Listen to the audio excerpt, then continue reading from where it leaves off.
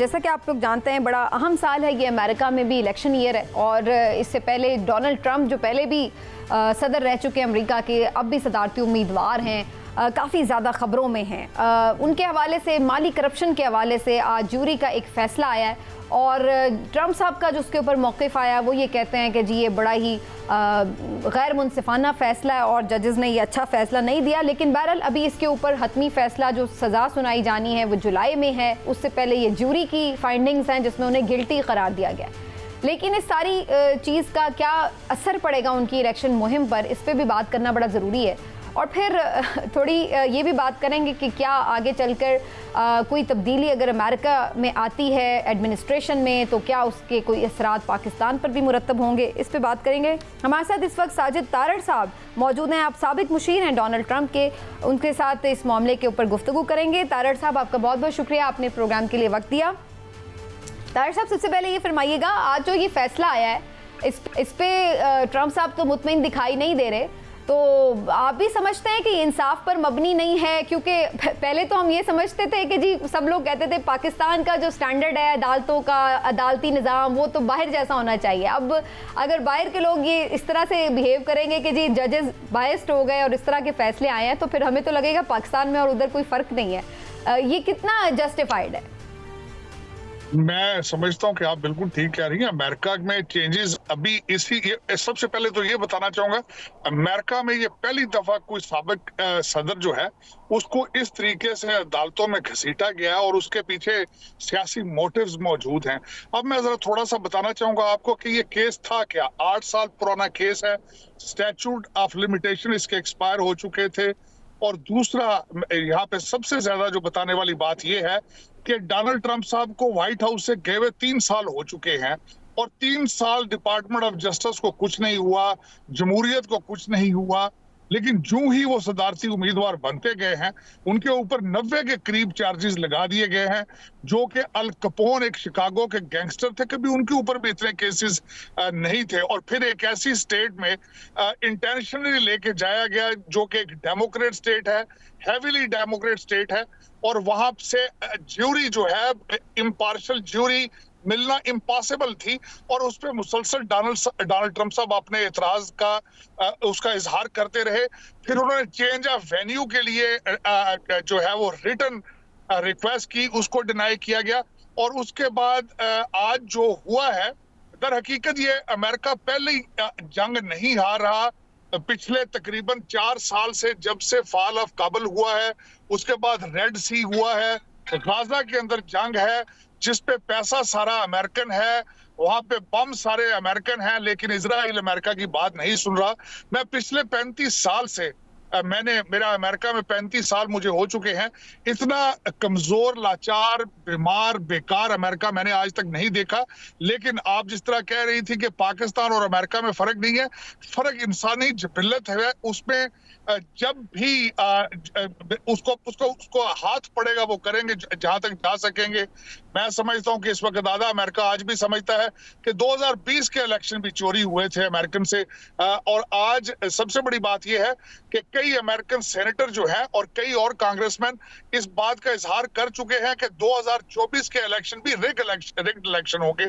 तो दर हकीकत और एक और यहाँ पे बात ऐड करना चाहूंगा, ऐसे तकरीबन 2-3 हफ्ते पहले इलान मस्क ने भी इस चीज का उन्होंने ट्वीट किया था कि सारी दुनिया के अंदर इस वक्त authoritarianism is on the rise, establishment is on the rise. तो दर हकीकत ये सिर्फ अमेरिका का प्रॉब्लम नहीं है, इट्स एन इंटरनेशनल फिनोमेना। अच्छा साजिद तारड़ साहब, ये फरमाइएगा कि कुछ लोगों का ये ख्याल है कि पाकिस्तान तहरीक इंसाफ और रिपब्लिकन दोनों का आजकल एक सा ही मौक़िफ़ है और ट्रंप और इमरान खान दोनों एक ही तरह से सियासत है दोनों का। तो आप क्या समझते हैं कि कोई ऐसी मुमासलत है या सिर्फ बातें ही हैं?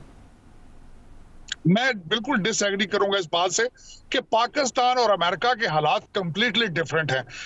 अमेरिका में सबसे पहले तो यह है कि पहली दफा हिस्ट्री में यह हुआ है कि किसी साबिक सदर को इस तरीके से बैलेट से दूर रखने की कोशिश की गई है। और दूसरी तरफ अगर देखा जाए तो पाकिस्तान के अंदर तो तकरीबन, ये मेरा कहना नहीं है, ये कई और सियासतदान भी कह चुके हैं कि कभी आज तक फेयर इलेक्शन हुए ही नहीं है। आपने सियासत और जमहूरियत का सफर शुरू शुरू ही नहीं किया। यहाँ जमहूरियत की 250 साल की हिस्ट्री मौजूद है। फिर उसके बाद दूसरी बात यह है कि मैं खुद डोनाल्ड ट्रंप साहब के साथ काफी अरसा मैंने गुजारा है।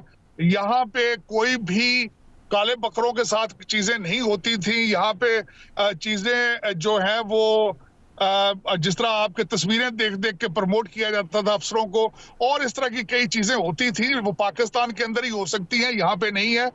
यहाँ पे जमहूरियत जो थी इतनी अभी तक लाचार नहीं थी जितनी मैं पाकिस्तान में देख रहा हूँ। अच्छा, आप क्या समझते हैं कि इस फैसले के बाद सदर ट्रंप का सियासी कैरियर खत्म हो जाएगा या अपील के बाद उन्हें रिलीफ मिल सकता है? सबसे पहले तो ये बताना चाहूंगा कि इसमें जिस तरह का भी फैसला हो, ये डिस्क्वालीफाई नहीं हो सकते इलेक्शन लड़ने से। अगर वो जेल भी चले जाते हैं तो जेल से भी इलेक्शन लड़ सकते हैं।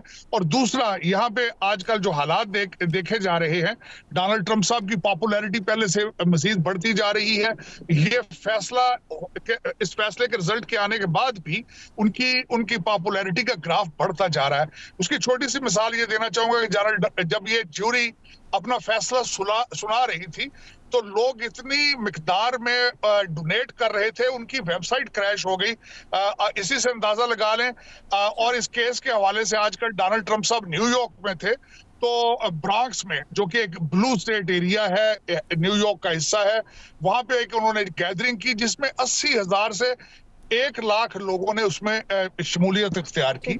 तो देखा जाए तो डोनाल्ड बताया है कि उनकी पॉपुलैरिटी में इजाफा हो रहा है। जैसे यहाँ पे भी हम लोग यही विटनेस कर रहे हैं कि खान साहब अगर जेल में हैं तो बज़ाहिर ऐसा लगता है कि उनकी पॉपुलैरिटी में इजाफा हुआ है। लेकिन एक बात यहाँ के हालात से जुड़ी हुई है, वो मैं आपसे ज़रूर पूछना चाहूँगी। मुशाहिद हुसैन सैयद साहब हमारे बड़े सीनियर सियासतदान हैं, वो ये कहते हैं कि नवंबर में अगर डोनाल्ड ट्रंप साहब जीत जाएंगे तो कोई कॉल आएगी और उसके बाद फिर यहाँ पर पाकिस्तान में हालात बड़े तब्दील होते चले जाएंगे और शायद इमरान खान साहब के लिए या पीटीआई के लिए मामलात जो है वो स्टेट की पॉलिसी बदल जाए। आप समझते हैं कि डोनाल्ड ट्रंप साहब इमरान खान साहब के लिए कोई ऐसा फ़ोन कॉल करने का इरादा रखते हैं अगर वो पावर में आते हैं तो? Absolutely not. उसकी वजह यह है कि डोनाल्ड ट्रंप साहब के रिलेशनशिप स्टेट ऑफ पाकिस्तान के साथ थे, इमरान खान साहब उनके साथ नहीं थे। और दूसरा, जिस तरीके से ये एक पाकिस्तान के अंदर इस वक्त स्पेकुलेशन और जिस तरह की बातें की जा रही हैं बेसलेस हैं बिल्कुल। उसकी वजह ये है कि स्टेट्स इस तरीके से काम नहीं करती, वो एक दूसरे के इंटरनल और लीगल इश्यूज के अंदर जो है वो इंटरफेरेंस नहीं करती, ना माजी में की गई है ना फ्यूचर में की जाएगी। दर हकीकत पाकिस्तान के साथ रिलेशनशिप बेहतर इस वजह से होंगे क्योंकि Republican party itself strong army pentagon को स्ट्रॉन्ग करेगी और जो इस वक्त पेंटागन डिमोरलाइज हो चुका है उसके लिए कुछ किया जाएगा और उसको करने की वजह से साथ ही पाकिस्तान के साथ रिलेशनशिप बेहतर होंगे। लेकिन इससे ज्यादा अगर देखा जाए कि वो आते ही जिस तरह मैंने वो बात उनकी सुनी है कि अमेरिका से कॉल आने से पहले ही ये काम इस तरह कर लेना चाहिए। मैं नहीं समझता कि मुशाहिद हुसैन साहब को इस चीज का अंदाजा होगा कि इस तरीके से अमेरिका जो है वो बिहेव नहीं करता या जिस तरीके से ऑपरेट नहीं करता।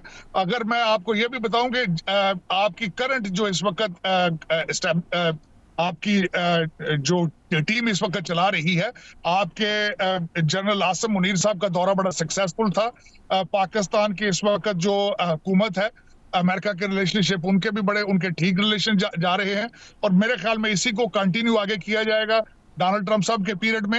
हाँ, लेकिन जो एलाइज के साथ रिलेशनशिप बेहतर होंगे, सऊदी अरेबिया के साथ रिलेशनशिप बेहतर होंगे तो अल्टीमेटली उसका असर पाकिस्तान पे होगा, पर पाकिस्तान पे, नॉट इन इमरान खान। ये this is not how the state to state relationship works. ठीक, और फिर ये भी देखा जाएगा ना कि उस वक्त पाकिस्तान के हालात हैं कैसे जब खुद डोनाल्ड ट्रंप साहब वाकई इक़्तिदार में अगर आते हैं। लेकिन वक्त खत्म हो गया इमरान साहब। साजिद तारिक साहब, आपका बहुत शुक्रिया, आपने हमें दिया जी। बड़े इंपॉर्टेंट उनके मैटर्स पर पॉइंट ऑफ व्यू आपने सुने। नाज़रीन,